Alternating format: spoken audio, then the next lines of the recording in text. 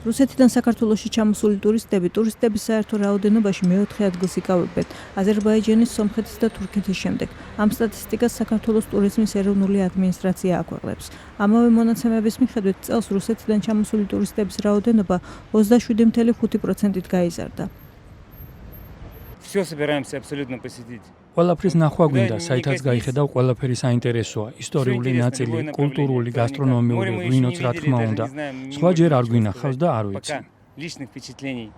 Мы начинаем с Тбилиси, потом будем თბილისიდან ვიწყებთ, შემდეგ დანარჩენ საქართველოს მოვივლით და უკან დავბრუნდებით. მანამდე ბათუმში ჩავალთ, ზღვაზე. მეორე დღე აქ ვართ და ძალიან მოგწონს, ძალიან სტუმართმოყვარე ხალხია.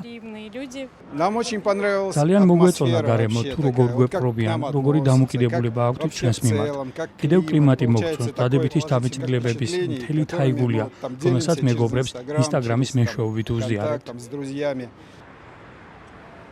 რუსეთიდან ბევრი ჩამოდის, ამბობენ ისინი, ვინც ტურიზმის სფეროში სხვადასხვა მომსახურების მიწოდებით არის დაკავებული. მაგალითად, ტურისტებს ბორნით გასეირნებას ან ქორით ნადირობას თავაზობს. შარშანდელთან შედარებით წელს ბევრი რუსი ტურისტია.